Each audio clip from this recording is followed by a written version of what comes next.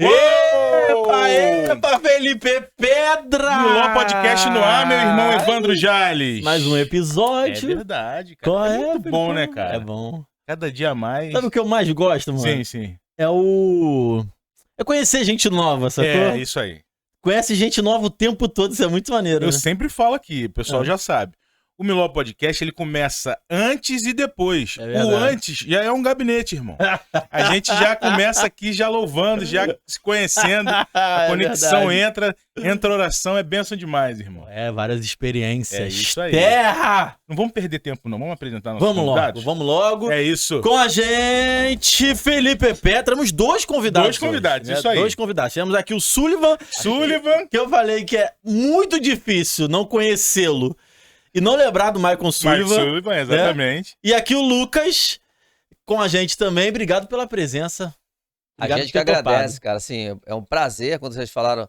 É muito bom conhecer pessoas. Eu faço isso a vida inteira. Eu, literalmente, meu maior patrimônio é sempre conhecer pessoas. Então, quanto mais pessoas a gente conhece, maior é o nosso patrimônio. Conexões, né? Conexões é surreal. Lucas, obrigado, hein? Obrigado, Evandro. Obrigado, Felipe. O convite aí. Vai ser um prazer essa horinha aqui com vocês. Pô, muito bom. Eu falo que a minha faculdade os 5 anos de engenharia, a melhor coisa que eu fiz foram os amigos. Pô, que legal! Então é sempre bom a gente conhecer gente muito nova aí. Bom. Obrigado pelo convite. Conta comigo aí. Que legal. Sejam bem-vindos. Ó, nesse momento aqui, a gente tá no ao vivo aqui também no Instagram do Lucas, e a gente tá gravando o episódio com o Lucas. Então, um abraço aí, pra pessoal. Você que tá ao vivo aí, ó. Tamo junto, acompanha a conversa com a gente aqui no Instagram. E vocês que estão acompanhando aí no Instagram do Lucas ou aqui no YouTube do Miló, não esqueçam de se inscrever no Miló Podcast. Isso faz toda a diferença, né, Felipão? É isso, faz isso daí pra gente, sabe? Porque quando você ativa o sininho, curte, o YouTube entende que o nosso conteúdo é relevante e entrega pra mais pessoas. Então faz isso.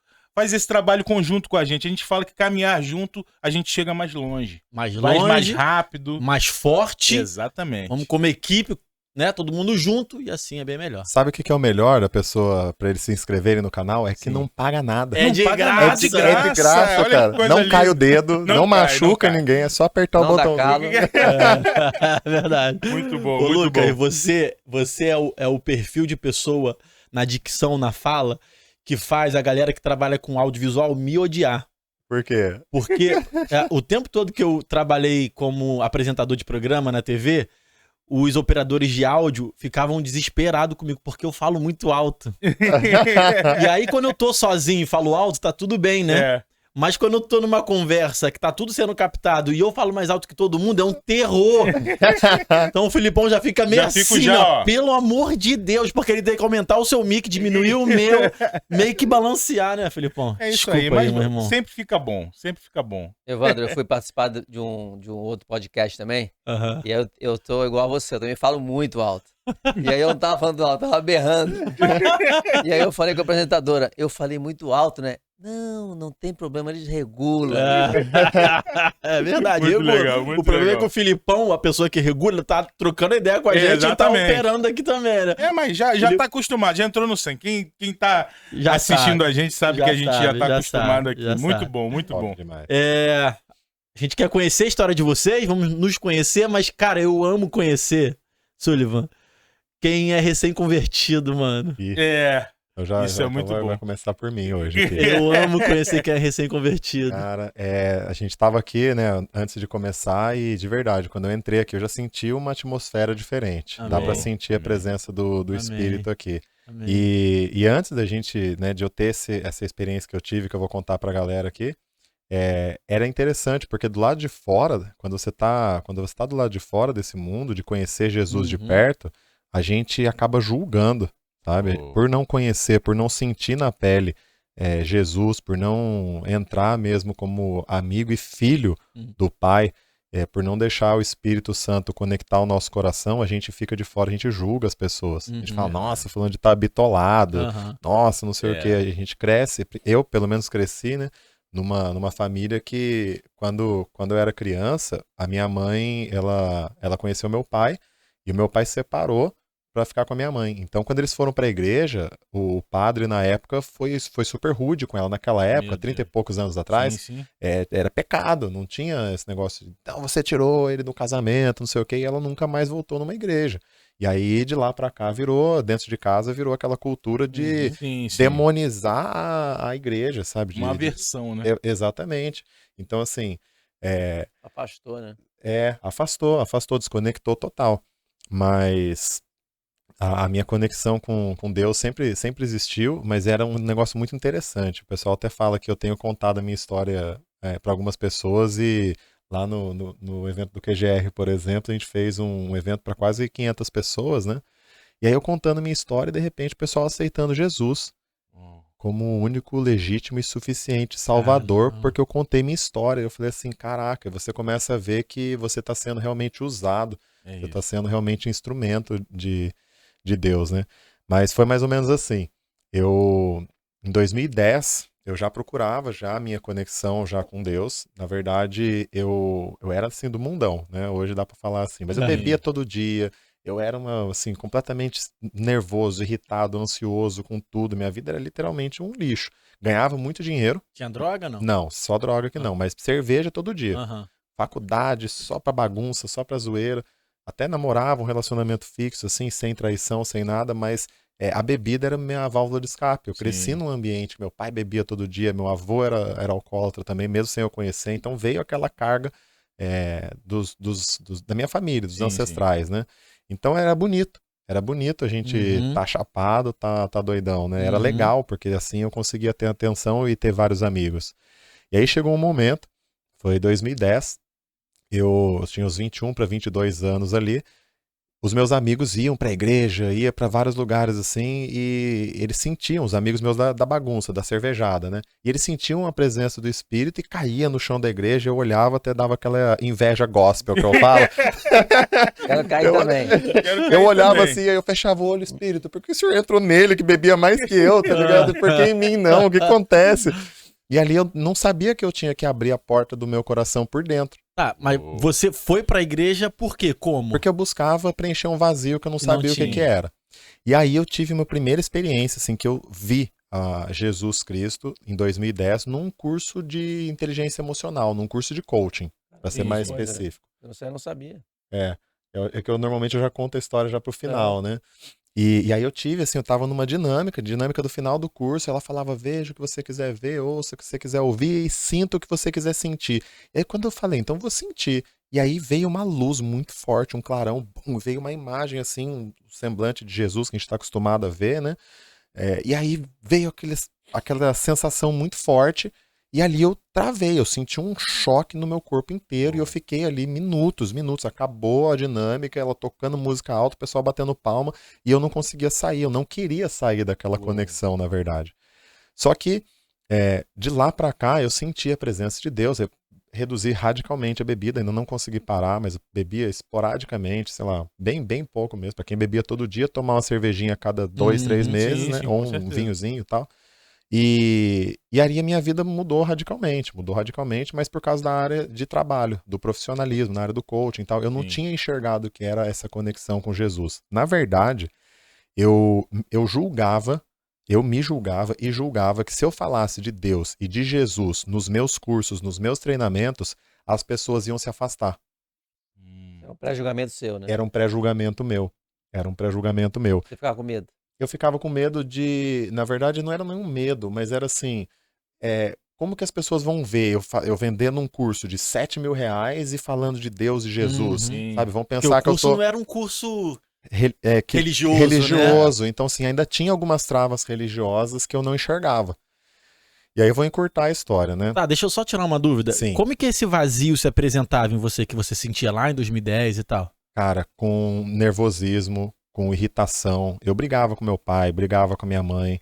Meu pai faleceu em 2018, mas eu brigava, levantava a voz. Mas era algo consciente? Tipo assim, cara, parece que algo em mim tá faltando. Era algo consciente ou era mais... Não, era como se eu... como é que eu posso explicar? Eu não tinha Jesus como meu principal tutor. Entendi. Sim. Sabe? Então eu ainda dava brecha pro inimigo. Entendi. Só que por que eu dava brecha pro inimigo? Porque eu não acreditava no diabo. É muito louco, porque eu falava assim, isso aí não existe. Até parece, eles falam do diabo para poder deixar a gente com medo. Falam do Satanás, mas isso aí é só pra gente ficar com medinho. Isso aí não existe. Eu era, sabe, aquele cara extremamente positivo, extremamente otimista, então não acredito no mal. Eu acredito só que as pessoas estão afastadas do bem. E aí uma amiga minha que depois, agora que eu conheci Jesus mais de perto, que ela falou, cara, essa é a maior artimanha do inimigo. É achar, as pessoas acharem que ele não existe. Que não vem, que não tem. Achar que não existe, né? Não é que a inveja pega, não é, existem mesmo, né? Existe lá o anjo de luz que saiu e virou pro lado... Eu perguntei porque eu me identifiquei, sabe, Sullivan? Minha família sempre bebeu muito também. E é engraçado como a gente acaba reproduzindo comportamentos sem nem perceber, né? Sim. E aí... Padrão. Exato. Eu com 21 anos também, 20, 21, 22, eu não bebia todo dia, porque eu não gostava de beber, minha parada não era bebida, mas eu gostava do ajuntamento, sabe? Eu gostava muito de sexo de mulher. Então eu queria assim, à noite eu tinha que arrumar alguma menininha pra fazer meu sexo lá e tal. E aquilo já era uma forma de preencher um vazio que habitava em mim já. Só que comigo era muito consciente o vazio, sabia? Caramba. Eu saía, bebia, ficava bêbado, conseguia alguma mulher, que nem era tanto assim, não era mais o pegadorzão, não. Mas eu... Não era o bichão, né? Não era não. Tinha uma galera que me acompanhava que eu falava assim, meu Deus, como é que vocês conseguem, né? Eu não falava, meu Deus é de agora, né? Eu falava, irmão, como é que você consegue, mano? Não tem esse pique, não.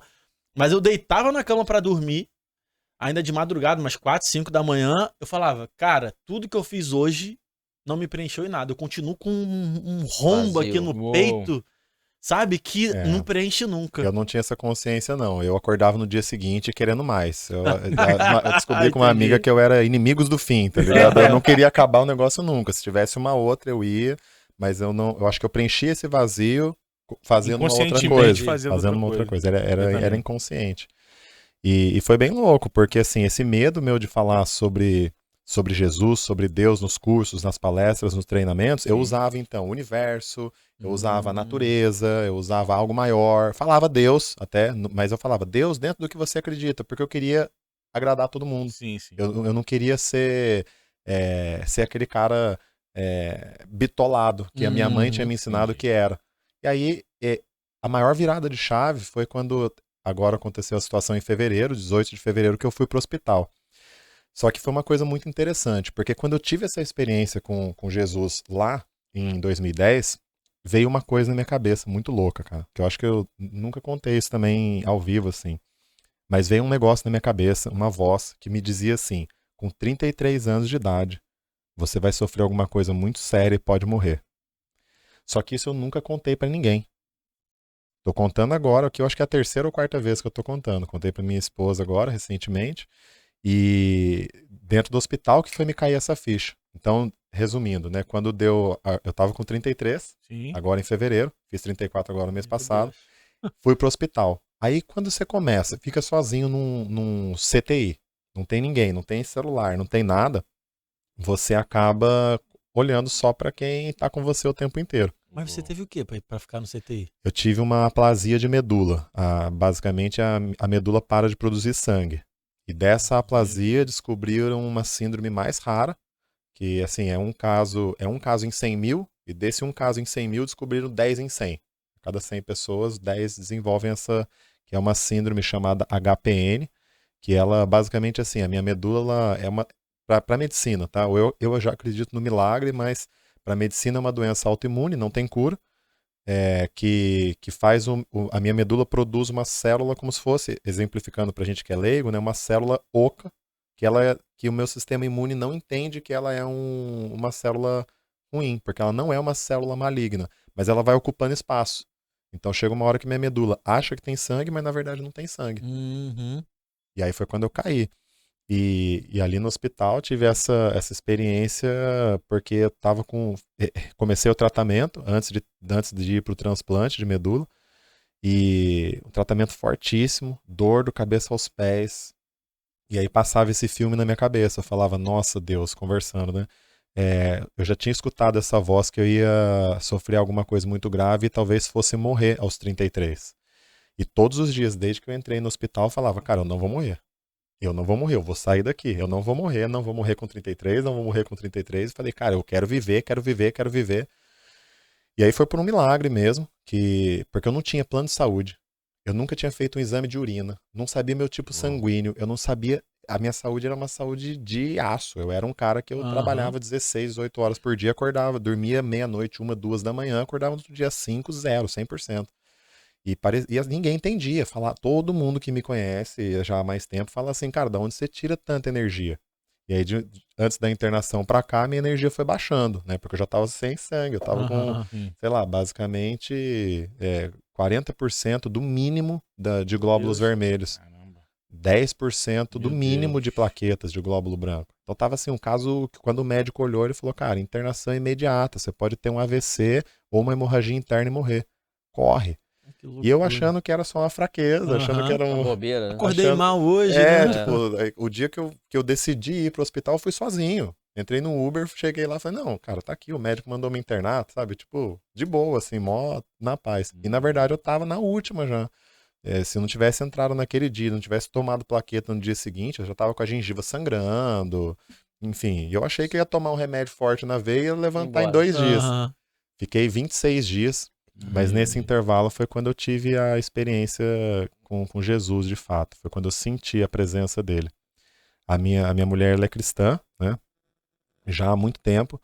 E ali, primeiro dia de tratamento, muita dor, já não dormi à noite. Comecei a medicação 6 da tarde, foi até às 10 da noite.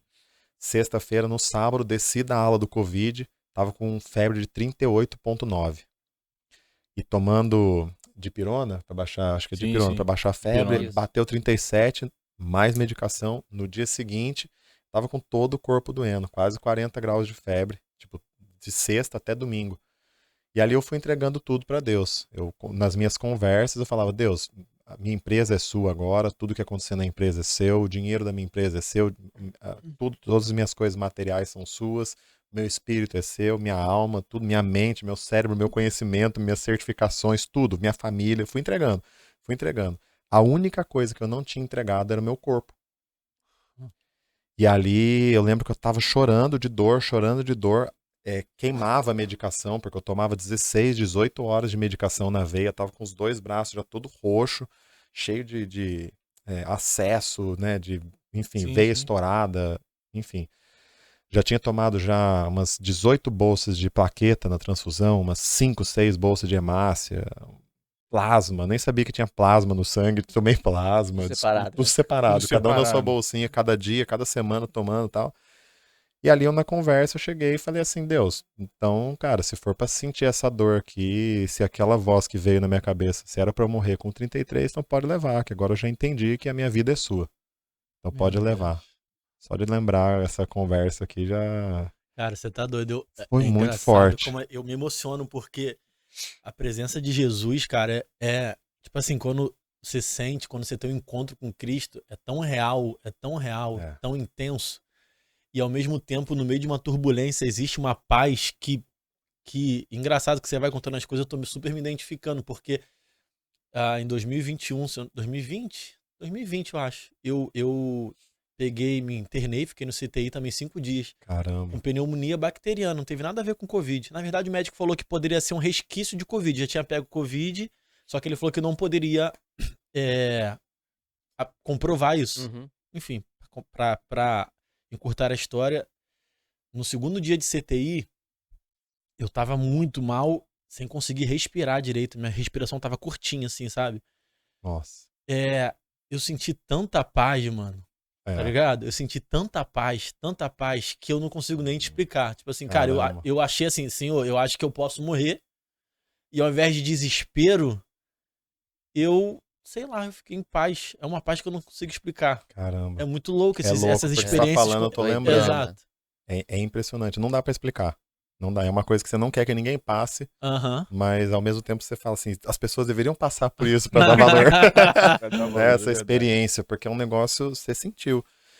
E ali, cara, foi louco, porque daí eu falei assim, então já que a minha vida é sua, meu corpo é seu, então leva. Falei assim com ele, já tava já na intimidade, tinha uns 12, 13 dias já que eu tava já internado, não, tava no 15º dia, eu acho.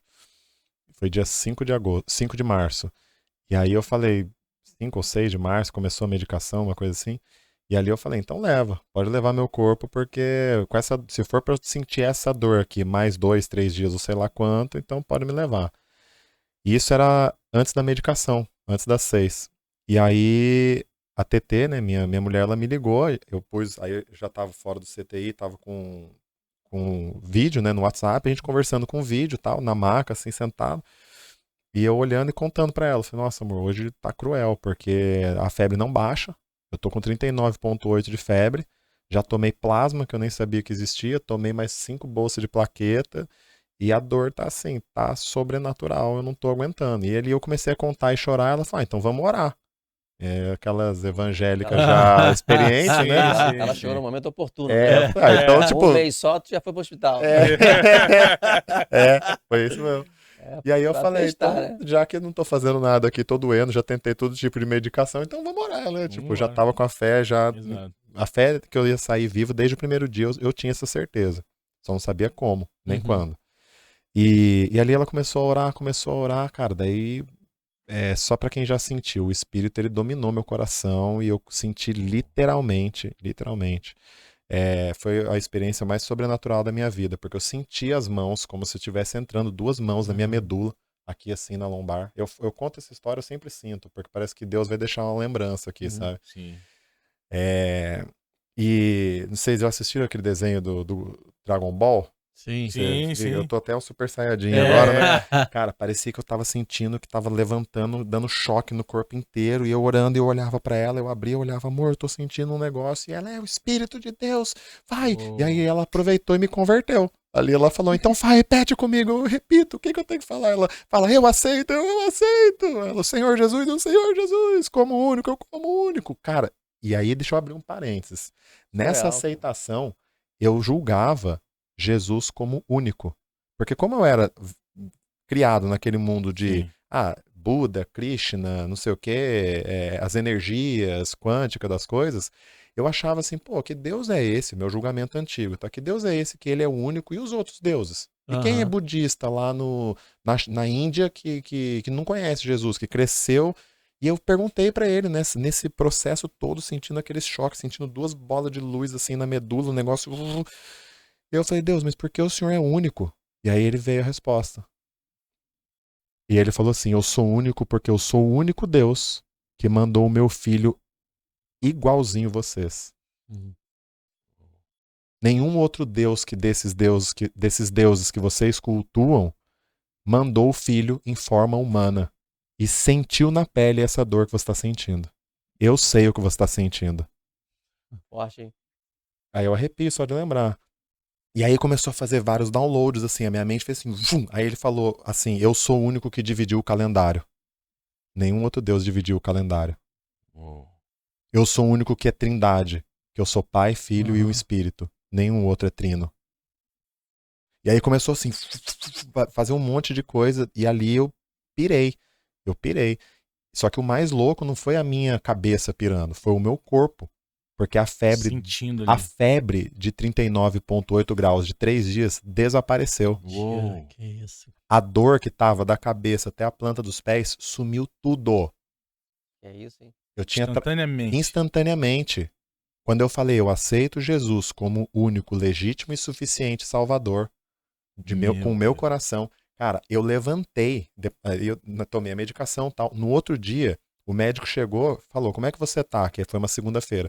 Eu falei, doutor, tô de boa, pode me liberar que eu vou embora. Dá alta. E eu falei, pode me dar alta. Ele, como assim? Você tá no meio da medicação? Eu falei, sábado e domingo, eu fui pro inferno e voltei. Eu senti a pior dor da minha vida. Mas hoje eu tô de boa. Aí ele olhou, cruzes! E saiu andando assim, tá ligado? Ele é meio doido, assim. E aí eu falei, cara, e nem eu consegui entender. Hoje eu ainda conto essa história e ainda assimilo algumas coisas, porque foi um negócio completamente sobrenatural. Sabe? Completamente sobrenatural. Se fosse uma pessoa, se fosse assim, se eu estivesse assistindo na internet, alguém contando, talvez eu ia olhar e falar, até parece. Se fosse o Lucas de antes. Mas esse Lucas de hoje eu consigo entender, sabe? E é muito louco isso, cara. Um negócio... Porque você experimentou, né? Quando você experimenta... Cara, não tem como. Que legal. Não tem como. O Espírito Santo, ele entra... ele entra e ele te domina, e ele te consome, é uma sensação sobrenatural. É muito louco. É muito louco. E aí, por isso que eu falo para as pessoas, aceita, porque assim, primeiro você aceita ele como único, legítimo e suficiente Salvador, depois você vai aprendendo. Eu ainda tô aprendendo agora. E o mais louco, aí eu ganhei uma Bíblia de uma amiga minha, que ela é fisioterapeuta, a Aline, até obrigado aí, não sei se ela tá vendo. Ela levou uma Bíblia para mim no dia seguinte. E eu sou o cara que eu abri a Bíblia, eu não entendia nada. Eu abria, eu lia, falei, nossa, não consigo entender nada. Eu tinha lido o livro de Esther uma vez, que é o menorzinho, né? Aí eu li e falei, nossa, legal, bacana, mas muito confuso. Cara, eu abri o livro lá em Mateus, que ela falou, começa por Mateus, tal, não sei o quê. Eu falei, beleza. Eu abri, eu li, parecia que tava tudo dentro do meu cérebro.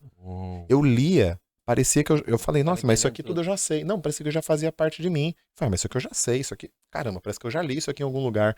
Eu comecei a ler, eu falei, não é possível, isso aqui foram versículos que mandaram pra mim, que eu nunca recebi tanto versículo quando eu tava dentro do hospital no Instagram. Eu recebia 100 mensagens por dia, eu respondia, quando eu chegava na 40, eu já tinha tipo 25 respostas. Eu não aguentava, eu tava com anemia ainda, eu largava o celular e falei, não, amanhã eu respondo. Eu preferia responder à noite que o pessoal não tava online. E assim, eu li o capítulo inteiro, eu falei, cara, parece que eu já li isso aqui a vida inteira. Tava tão familiarizado com a palavra que era um negócio muito louco.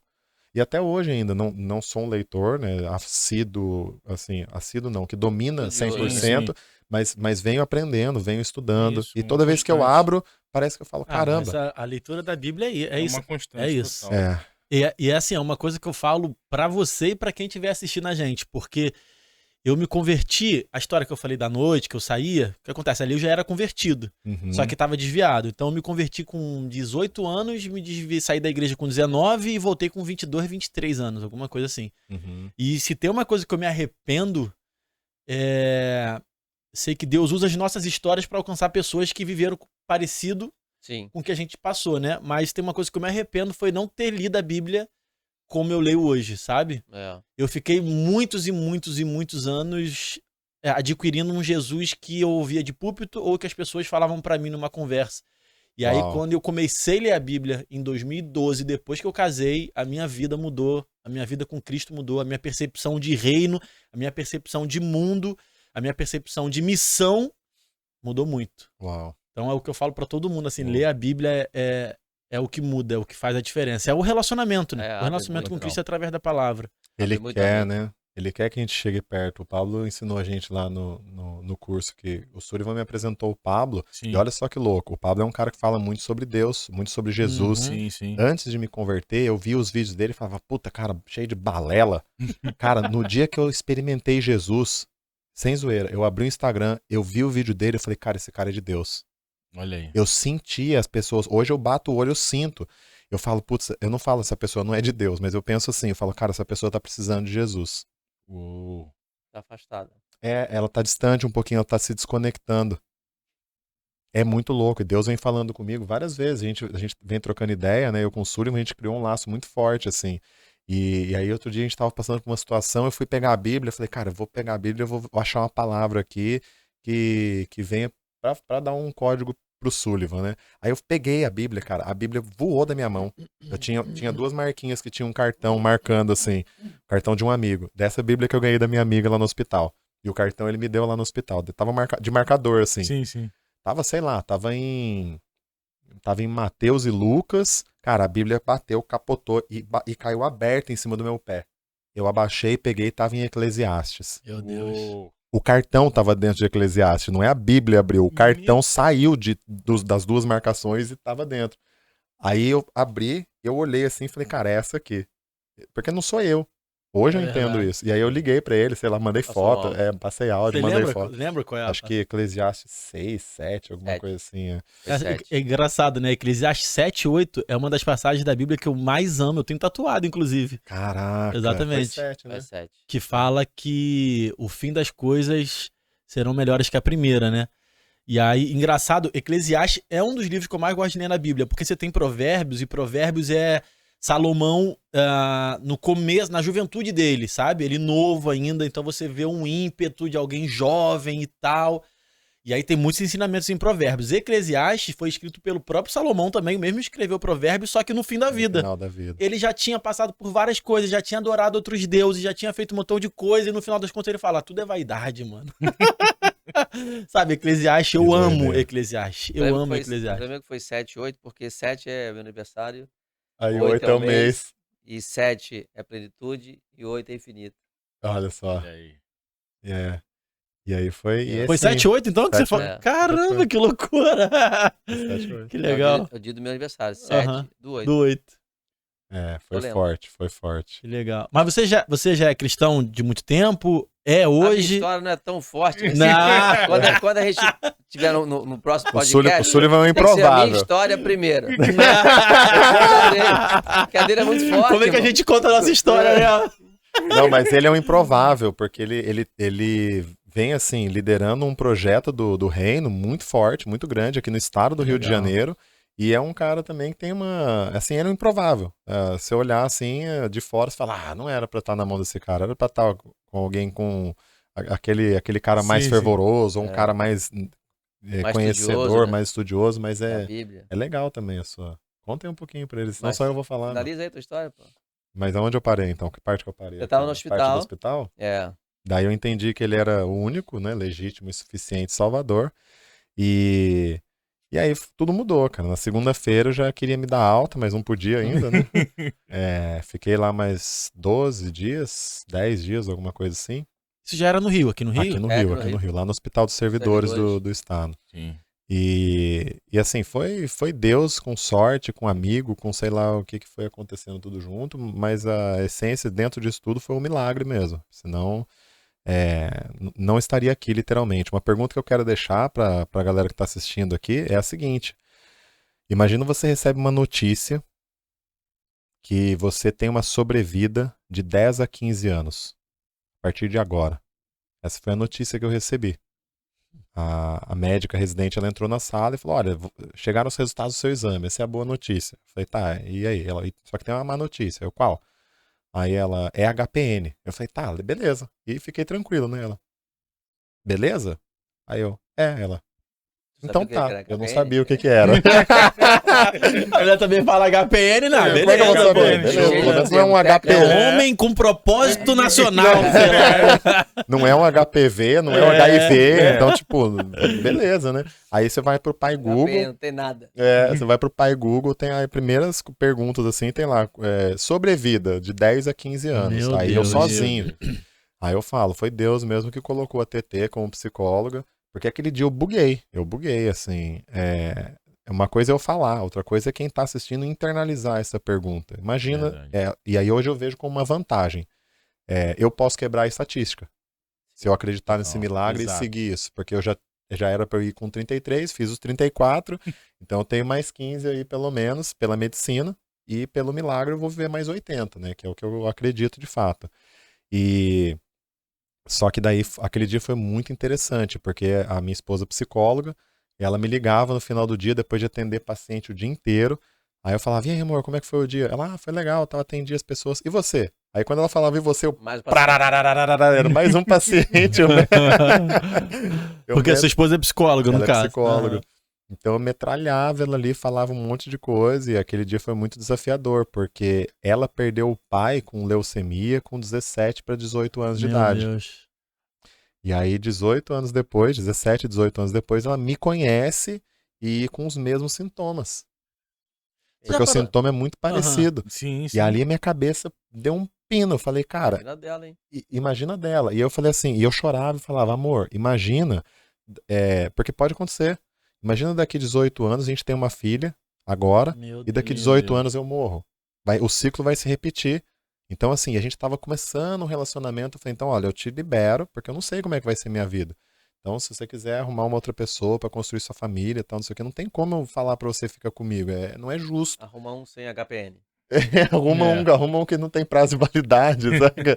Pega um outro mais com prazo de vida útil maior aí. E aí ela tá junto, a gente tá junto. Por propósito de Deus mesmo. A gente ainda tá entendendo. Vou fazer uma pergunta mais no campo da ideia, porque na prática é outra coisa, né? Uhum. Mas já parou pra pensar que talvez você possa ser um privilegiado? Sim.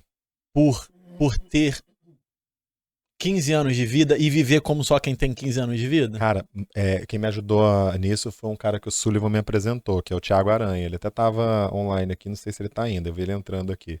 O Aranha, ele falou assim, cara, que todo mundo virava e falava pra mim, ah não, mas a medicina às vezes erra. Ah não, mas ninguém sabe. Aí o outro falava, não, mas eu posso ir daqui 3 meses. Beleza.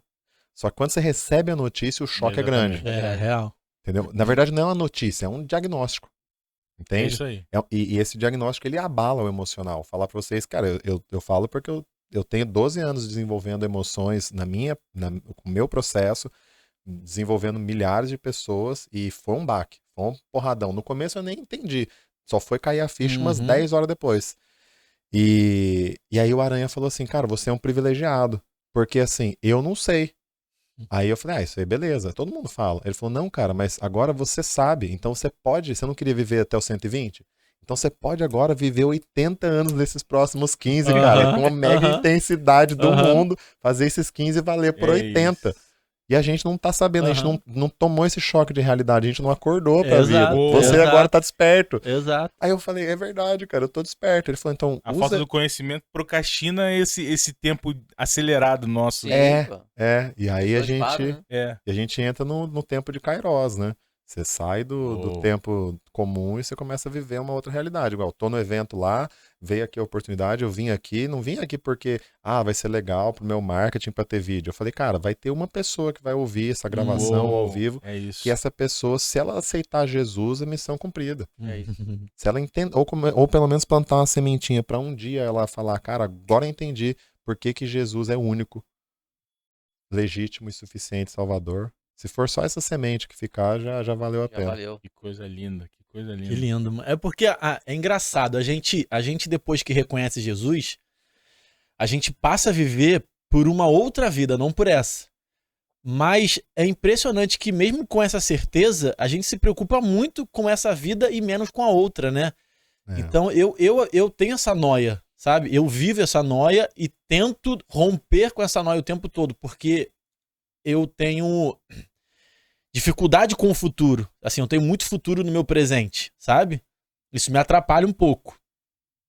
Só que ao mesmo tempo eu falo, cara, por que eu tô assim? Eu tenho uma eternidade. A minha vida hoje aqui é passageira e tem uma missão. Eu não preciso desse futuro todo agora, né? O meu agora tem que ser agora. É isso. E quando eu penso nisso, eu falo, cara, como que a gente reconhece Cristo, vive Cristo, lê ele, sabe sobre ele, mesmo assim a nossa carne fala, não, vem pra cá, você é terreno, você é só isso. Então aí vem uma coisa muito do ser humano, que o boleto.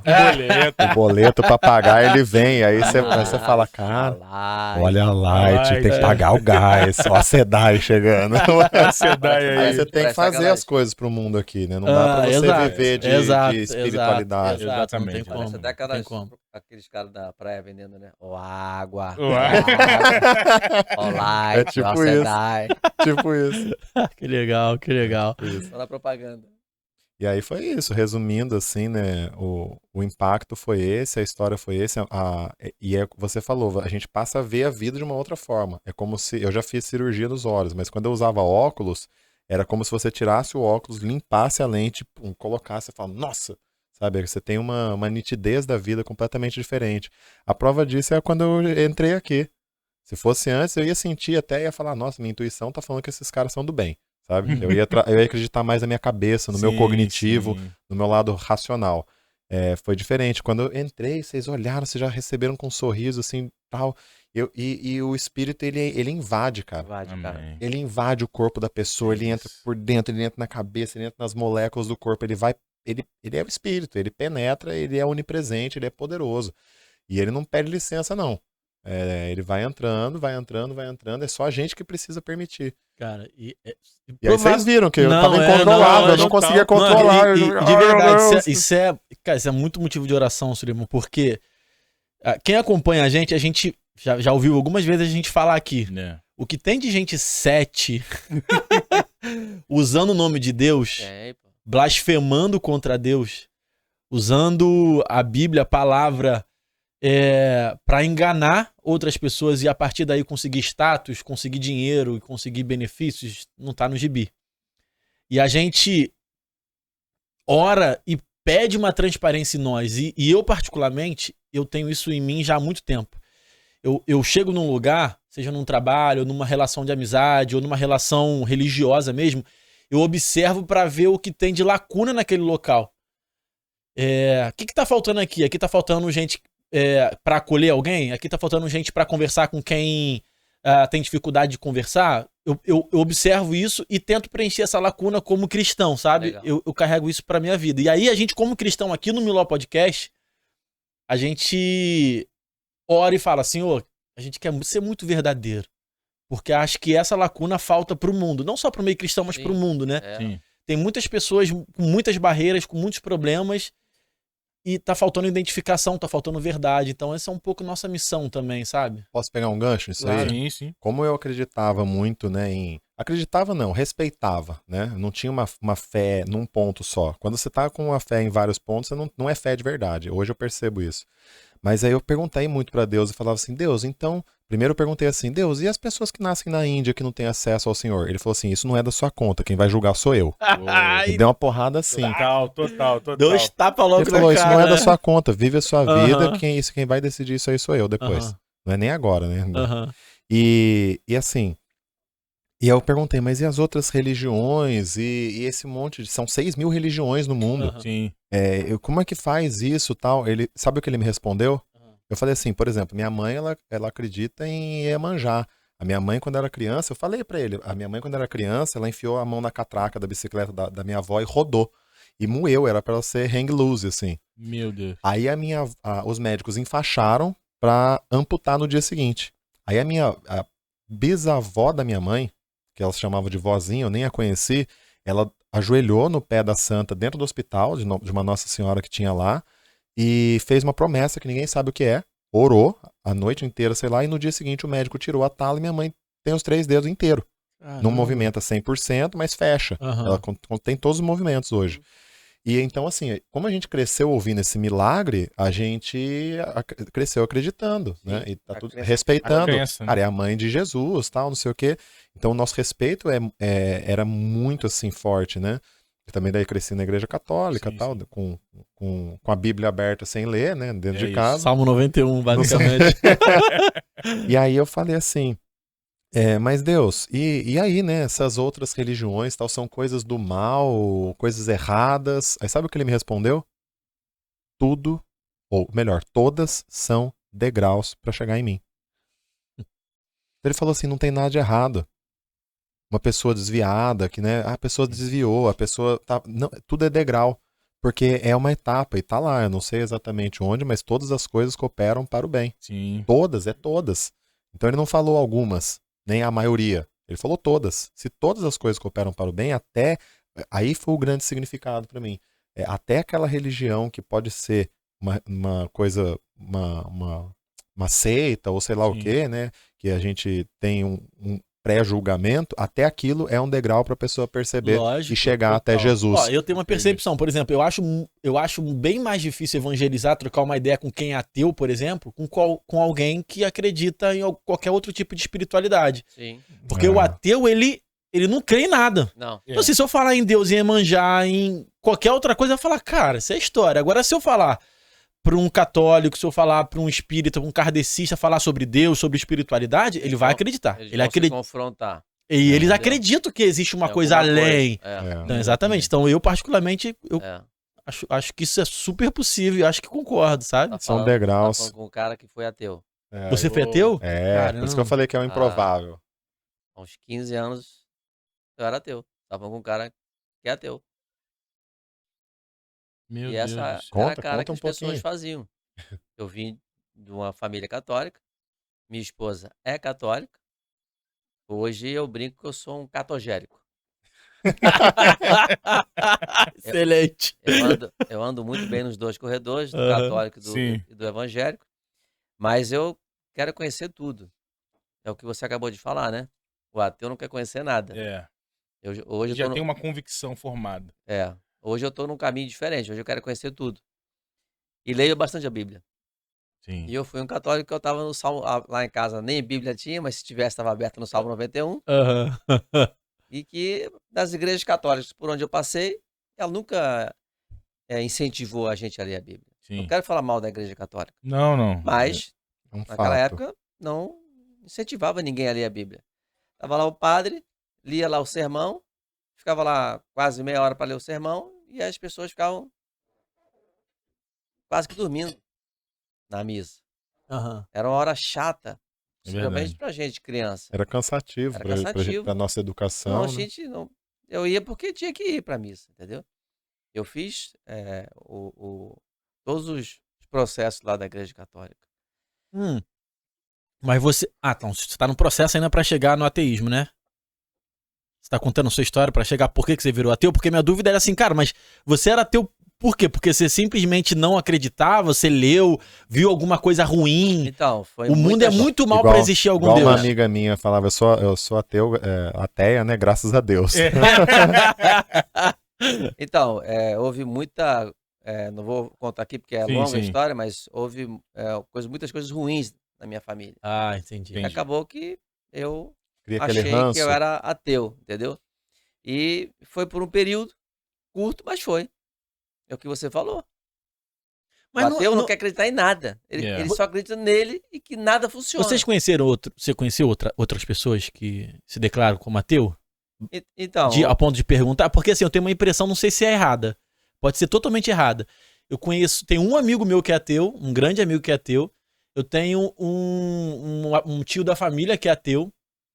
E eles mantêm o mesmo discurso. Assim, basicamente, o ateísmo deles se baseiam na maldade do mundo. Sabe? Tipo assim, cara, um monte de gente passando fome, um monte de gente morrendo, criança morrendo, mãe perdendo filho.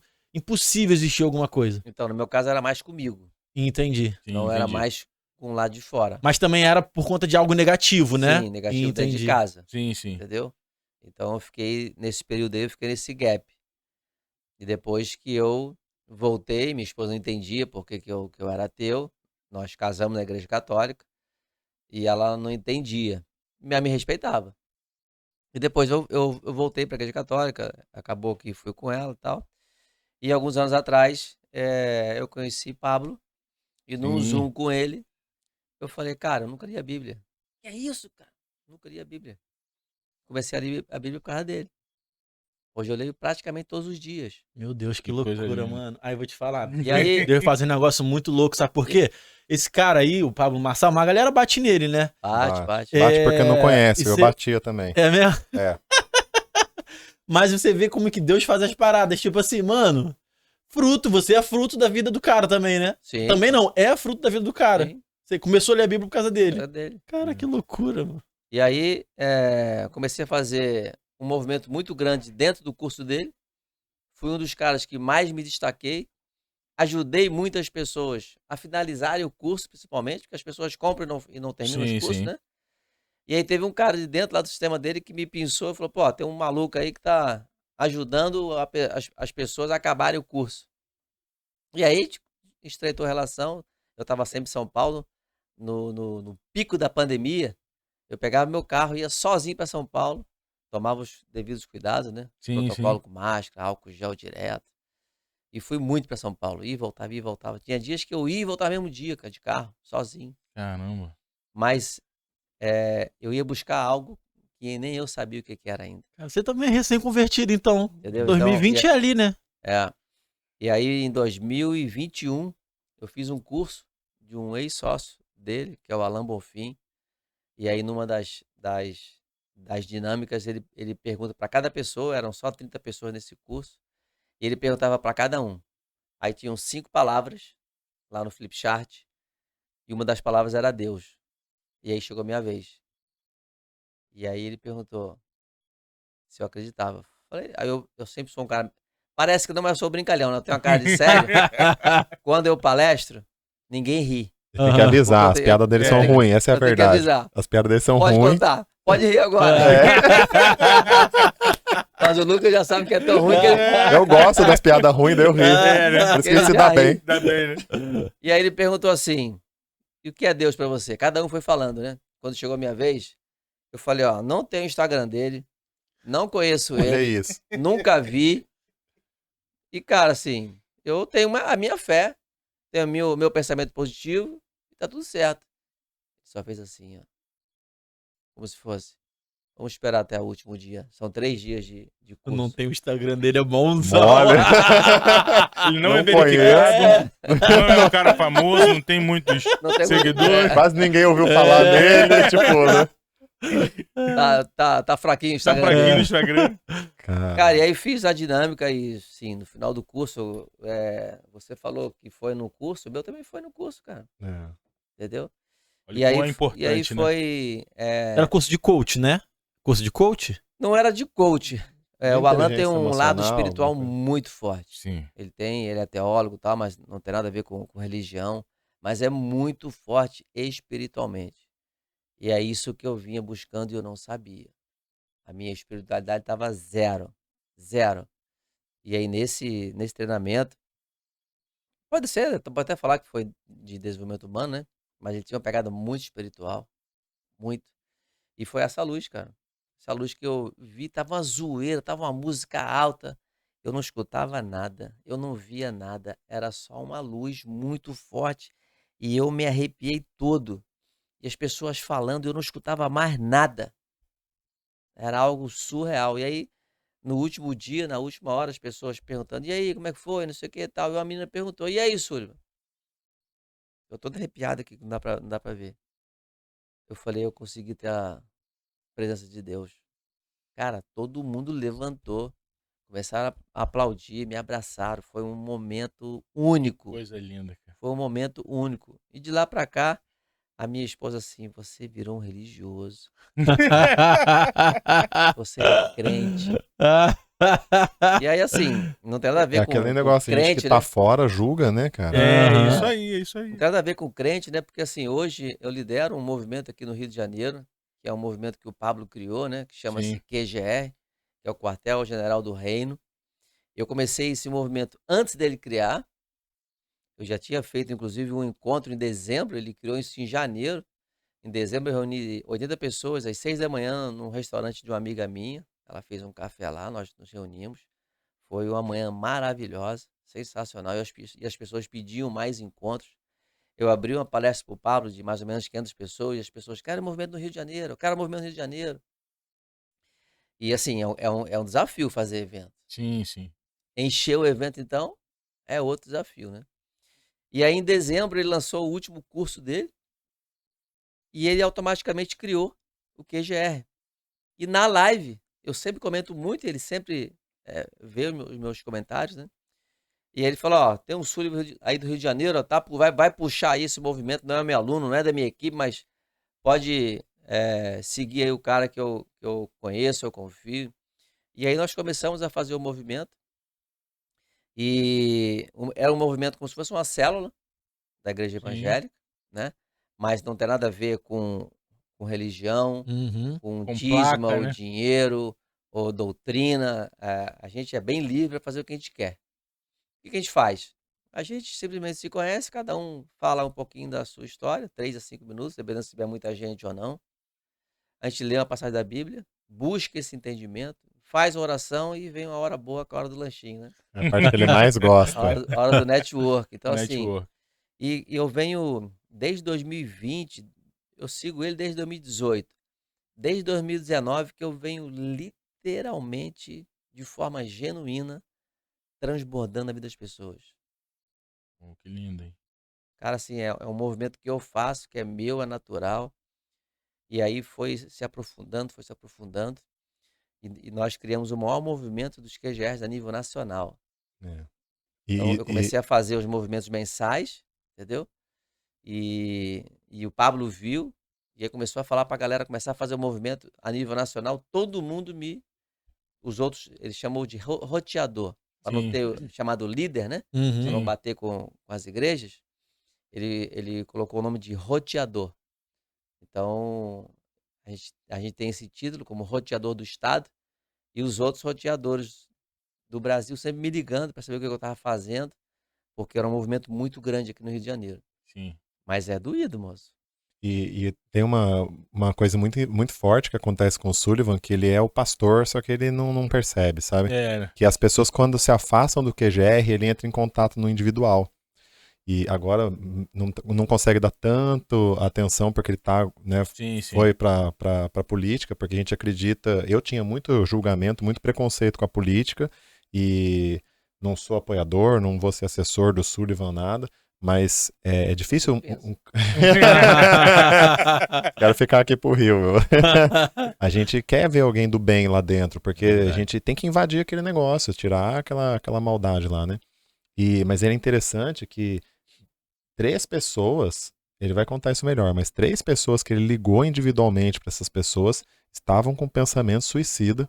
Meu Deus. E agradeceram ele publicamente dentro dos QGRs e falando, cara, você foi a resposta das minhas orações, você foi um enviado por Deus, porque eu já estava hoje mesmo, no momentos depois você me ligou. Eu estava com pensamento, eu ia me matar e aí Deus fala com essa, né, nesse momento. E eu sei porque eu também já tive pensamento suicida depois que meu pai morreu, passei por um momento, enfim.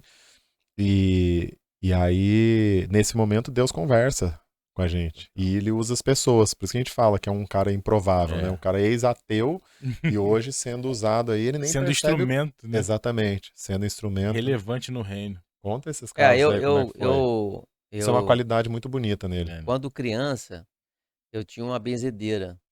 Sim. E eu acreditava muito nas coisas que ela falava. Toda criança, eu acho que já teve uma benzedeira. Até que minha avó que me levava. Benzedeira é a mesma coisa que a rezadeira, né?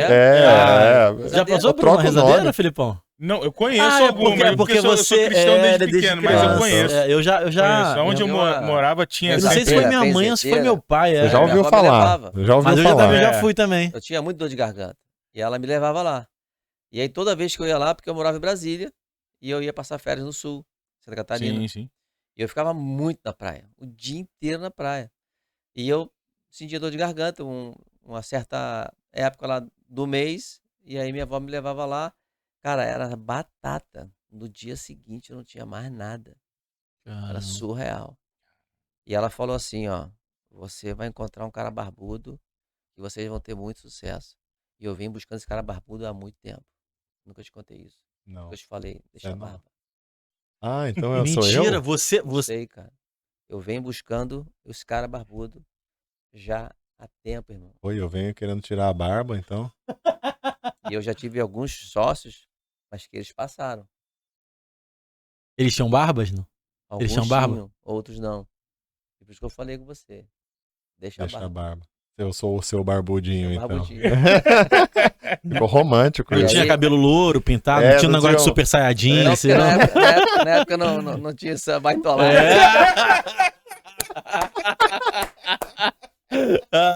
Boa. Isso é moda. Louro pivete. Hoje eu tô com um sócio mais atual. Cara, mas assim, a todo tempo, sem sacanagem, eu sempre ficou com isso na minha cabeça, do cara barbudo. E esses dias foi me ligado. E assim, cara, minha família toda católica, tá?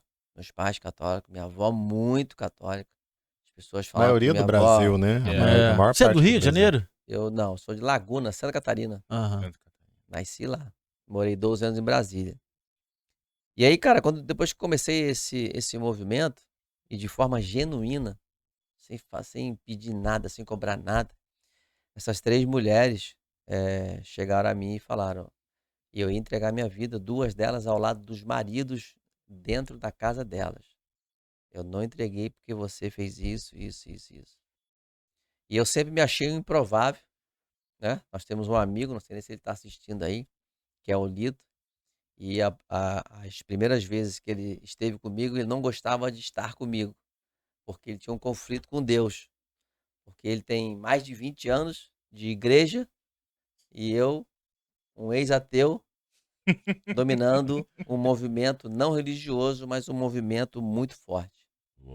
Muito forte. E ele tinha um conflito com Deus. Por que você colocou esse cara que nem sabe ler a Bíblia e eu tô aqui há 20 anos e você não me colocou? E aí a gente brincava, né, que eu sou um improvável, que eu tô nesse movimento, é doído fazer esse movimento, porque tem as coisas de casa, tem a família. Sim. E o incrível é que eu nunca abri a minha casa, mas toda semana eu tô em 3, 4, 5 casas. Eu rodo o Rio inteiro. Eu já abri QGR em Campo Grande, Nova Iguaçu, Cabo Frio, Saquarema. Agora eu vou para Petrópolis, eu vou para Campos, depois eu vou para Volta Redonda. Campos é longe, hein? É depois de longe. É, depois de longe. Campos é longe. Mas eu vou lá. Nova Iguaçu, melhor que a GR que tem, aposto. Mas eu vou lá. É que eu sou de Nova Iguaçu. Não, tá explicado. Lá em Nova Iguaçu, foi um QGR que eu abri, foi muito bacana. E eu brinco assim, ó, gente, ó, aqui não temos pastor, não temos religião, não temos doutrina, não temos nada, tá? Aí no final, quando as pessoas começam a se apresentar, que eu peço para que todo mundo se apresente, né? Era uma sala pequena, devia ter mais ou menos umas 6 pessoas por fileira. Sim, E sim. lá atrás tinham a última cadeira, as últimas, Felipão, tinham 4 pastores. Mas eles entenderam a minha pegada, Sim, sim. Aham. não tinha nada a ver. Eles foram lá para poder me conhecer o movimento, entendeu? Mas é bacana porque num outro momento, numa outra casa, eu achei que eu ia ser batizado. Que pegaram um balde, mas era um senhor balde. Né?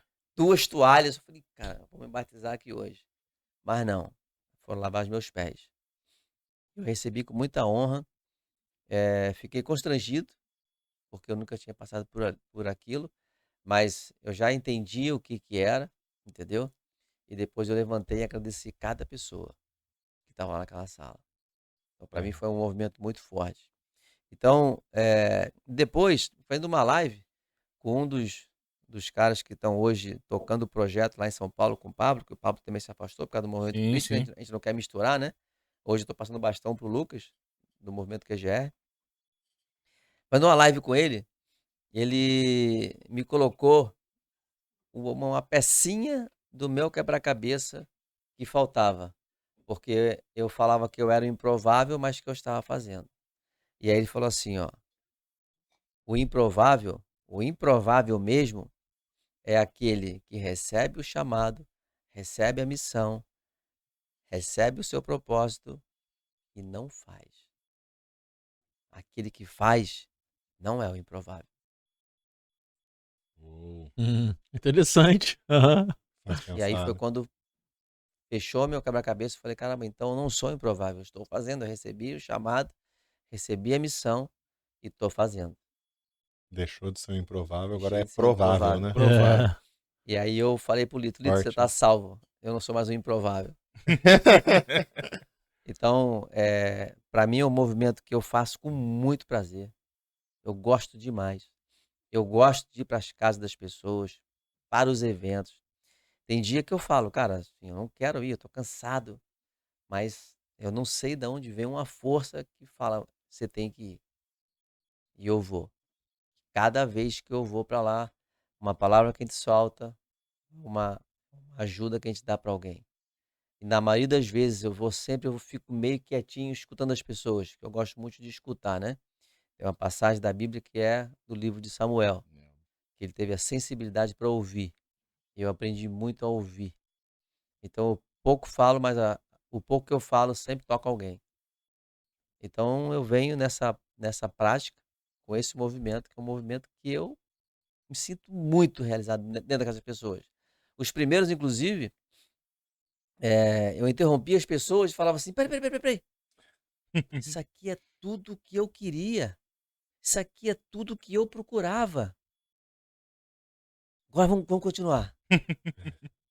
Porque é tão gostoso de estar lá, a presença que você sente é magnífico, cara. É esplendoroso você ficar no meio das pessoas. Quando você falou, é bom conhecer pessoas, eu oro para conhecer pessoas novas todos os dias. Todos os dias, cara. Então, as pessoas falam, você é rico? Sou. Cada dia eu quero conhecer uma pessoa e aumentar meu patrimônio. Cada dia eu quero aumentar meu patrimônio. Muito lindo. O maior patrimônio é você conhecer e não só conhecer, mas aprofundar o relacionamento com as pessoas. Conhecer por conhecer tá tudo bem, mas quando você aprofunda, quando você estreita os laços com as pessoas, cara, é algo surreal. Isso vindo lá de cima. E é o que Deus quer, né? Ele quer que a gente se relacione, quer que a gente... Na verdade, ele manda a gente amar uns aos outros, né?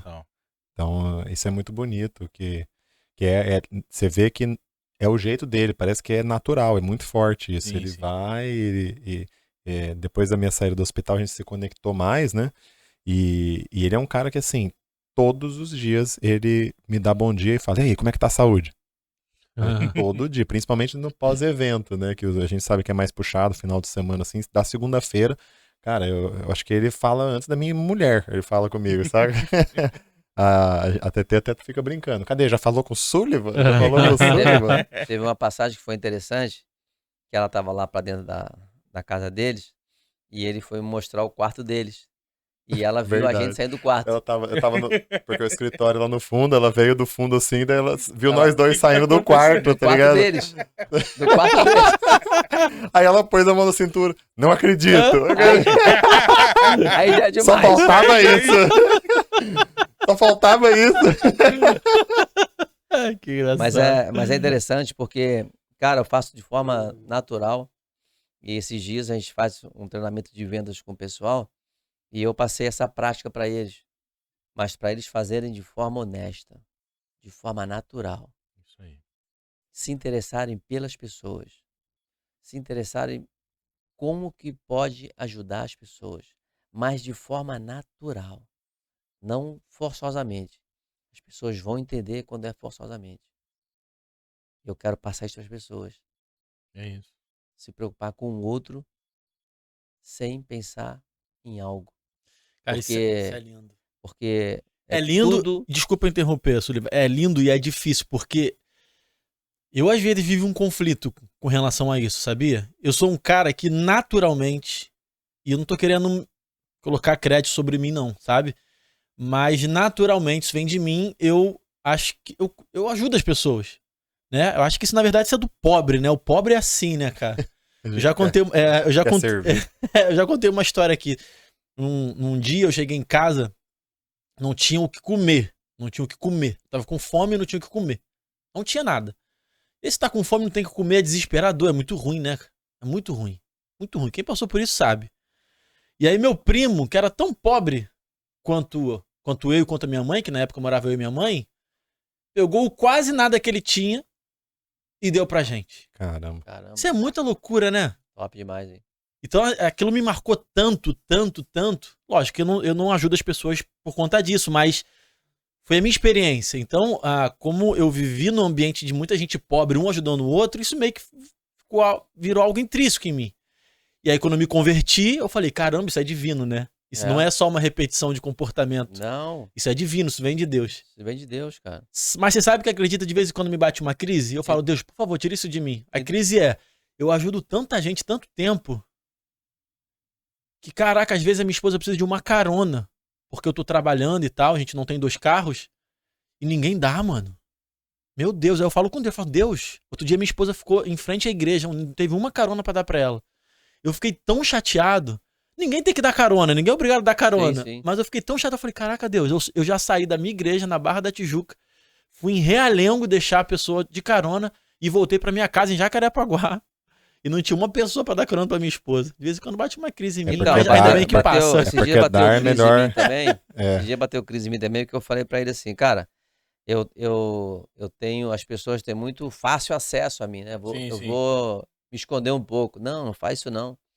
Porque assim, é tão natural isso meu, que quando eu tava conversando com esse nosso amigo, as pessoas acham que não é verdadeiro. Porque como eu tô num patamar diferente delas, eu desço as escadas e vou resgatá-las. Mas acontece também com pessoas que estão acima, eu também faço a mesma coisa e elas acham que é interesse. Uhum. Eu entendi isso. Tá? Por que eu entendi isso? Porque como as pessoas me desconfiam por que eu desço, as pessoas que estão acima também desconfiam por que eu estou só ajudando, é porque elas estão na fase acima.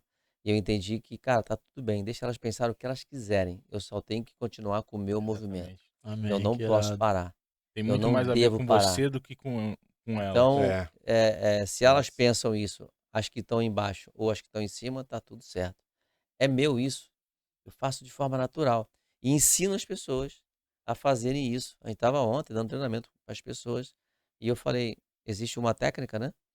E eu falei para elas, façam isso, mas façam de forma natural. Não façam de forma mecânica. Né? Cria essa habilidade. Vocês vão ter isso de forma natural. É leve. Uhum. E aí, cara, a vida muda. Muda completamente. E esses dias aqui eu fui desbugar a minha mente. E porque as pessoas perguntavam, por que você está descendo aqui? O que você quer? As pessoas não acreditavam. E aí, por que desbugou minha mente? Porque as pessoas de cima também perguntam. As pessoas não estão acostumadas com esse excesso de generosidade, pessoas assim como vocês. Eu falo pro Sullivan, essa é a sua maior qualidade, cara, essa generosidade, você pegar e estender a mão, independentemente da pessoa, se ela tem algo para somar para você ou não importa, você tá sempre fazendo isso, essa é a sua natureza. Então não perca isso, porque é difícil. Eu queria ser assim, e para mim é um esforço danado, porque para você é natural. E aí ele ficou refletindo assim, ficou um tempão em silêncio. Depois agora que ele tá falando isso aí de novo. Mas quando a gente está entregando algo, quando a gente está servindo algo para o outro, parece que a gente está recebendo mais do que quando a gente está realmente recebendo. É um negócio muito louco, né? Só que é uma dependência, a gente fica viciado em ajudar, né? Fica viciado em servir, né? Mas eu tô aprendendo a receber. Estou aprendendo a receber. Então recebo. Tanto é que quando foram lavar os meus pés, eu recebi. Não fiquei rindo, nem chorando, nada, mas recebi aquela passagem lá, aquele momento. Eu me senti bem desconfortável. Mas deixa eu te perguntar, você tá aprendendo a receber porque você nunca recebeu e não sabe como é? Não, porque eu só doava. Então era falta de costume, né? Eu só doava, eu não gostava de receber. Se bloqueava. Totalmente. Entendi. Entendeu? Interessante, né? É. Como a gente vai aprendendo, sempre, né? Então as pessoas falam, cara, recebe. Tô te dando. Eu achava que não, que eu tinha só que servir. Hoje eu recebo de boa. Tanto é que essas 3 mulheres, 2 falaram ao lado dos maridos. E teve um marido que me chamou no canto, isso é tudo balela, isso é mentira dela. Aí eu falei, é o que você acredita, tá tudo certo. Só não deixa ela chegar às vias de fato. Mas de qualquer forma eu continuei falando com essa moça, entendeu? Então, as pessoas não acreditavam muito nessa minha passagem, né? Sim. De descer ou de subir. E hoje eu tô desapegado do resultado. Tô desapegado do resultado. Não tô nem aí se a pessoa tá pensando ou não. Eu tô E a semente foi plantada, né? Então eu tô Isso que é o mais fazendo. bonito, né? É isso. Então eu tô fazendo e tô despreocupado com o resultado, que é o pré-julgamento das pessoas. Tá tudo certo. O semeador, ele semeia, não importa o porquê. A natureza do semeador é semear. A natureza do passarinho é comer semente. Exatamente. Então, né? Não tem o que a gente possa fazer para mudar a natureza dos outros. Isso aí. Que legal, cara. Que legal coisa ouvir linda, vocês. que coisa linda. Mano, o papo tá bom. A gente já tá um tempinho gravando já, né? Tá um tempinho. E vocês estão com horário também, né? Estamos com horário. Tem que voltar pro evento ainda. A gente pode já encaminhar para encerrar, então. Lógico. Já quero deixar um convite aqui para vocês voltarem. Sem evento depois, que a gente faz um tempão, vai trocando a ideia durante um bom tempo. Exato. Quer muito. Você, não sei se pode falar, acho que pode falar. Pode falar. Tu vai se candidatar agora, né? Você candidato. Candidato a deputado federal. Sim. Que legal. Deputado federal pelo Rio de Janeiro. A gente vem num movimento, o Pablo chamou mais de 1.000 amigos, vou botar 1.000 amigos a nível nacional, todos com o mesmo pensamento, princípios, valores. E a gente vem num bloco, caminhando num bloco, para nós irmos num bloco para Brasília. Não que a gente vá mudar a corrupção, combater a corrupção, não é isso. Mas a gente vai iniciar um novo processo, um sistema novo, sem corrupção. Porque não adianta ir o presidente sozinho, né? Sim, a gente já percebeu isso com o último governo. Nós temos amigos, deputado federal, estadual, senador, e o Pablo vem a presidente. Então, nós vamos caminhar em bloco. Então, a gente vai conseguir, literalmente, transformar esse país. Porque um dos meus propósitos, né? Eu tenho vários propósitos porque eu estou indo para a política. Um deles é honrar meu pai. Meu pai não se deixou entranhar por esse sistema há mais de 30 anos atrás, que ele descobriu um rombo e ele saiu de onde ele estava. E o outro é poder ajudar um pedacinho do meu país. Eu sou um empresário, empreendedor. Você falou que quando você começou a empreender era um conflito, né? Eu ajudo muitas pessoas a quebrarem esse conflito, a criarem novas rendas. O cara tem uma renda só, eu ajudo ele a criar 2, 3. Então a gente ajuda as pessoas a abrirem empresas, a ter mais emprego. E eu venho em cima da palavra F. E-F-E. Como se pronuncia, né? Sim. F. Emprego, família, empresa. Então eu venho nessa vertente de literalmente ajudar as pessoas. E tem a história do biscoito, né? Não vou falar a marca para não... Sim. Vende mais porque é fresquinho ou é fresquinho vende mais? Ajudo a família para arrumar mais emprego e a empresa, ou ajuda a empresa e emprego para arrumar a família? Os dois estão se completando. Então a gente vem numa pegada forte de ajudar as pessoas. Eu nunca vi no movimento político. Eu passando assim, eu já me vi lá. Estava na igreja Lagoinha. Eu entrei com ele. Lá eu tive um mal-estar muito grande e eu me vi lá em Brasília, lá no Congresso. Eu tive que sair um pouco antes. Fiquei lá fora esperando ele, que eu estava com um embrulho, com ânsia de vômito. Algo tão forte aconteceu. Alguma coisa limpando, parecia, sabe? A gente olhando assim, falou, foi nossa. E não estava conseguindo, mas eu tive que sair, com medo de botar ele para fora. Então, assim, eu venho num propósito muito forte de literalmente fazer o que eu faço hoje, mas fazer pelo Brasil inteiro. Lógico que eu vou fazer pelo Rio de Janeiro, né? O deputado federal faz pelo Estado, mora em Brasília, mas faz pelo Estado. E a ideia é literalmente essa, ajudar as famílias e as suas rendas. Então a gente vem num movimento nacional para ir para lá. Ele está disposto, assim, até nesse primeiro ano ir lá para conhecer, a família fica, né? Ele vai para lá, passa a semana inteira, volta final de semana. Então, assim, não é qualquer um, não é qualquer pessoa, né?